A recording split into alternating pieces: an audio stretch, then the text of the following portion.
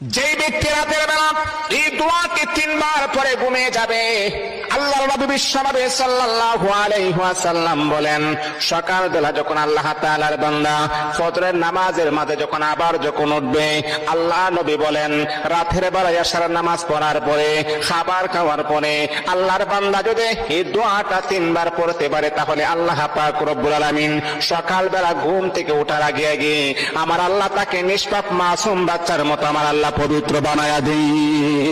দোয়াটা সবাই আমরা জানি, আমরা সবাই কিন্তু দোয়াটা জানি, কিন্তু আমরা আমল করি না।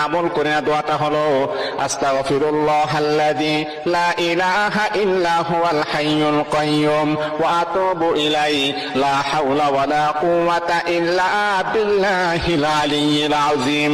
3 বার যদি আপনি পড়তে পারি, ইনশাআল্লাহ আল্লাহ পাক রব্বুল আলামিন আমার আপনার জীবনের সমস্ত গুনাহগুলোকে আমার আল্লাহ ক্ষমা করে দিবেন।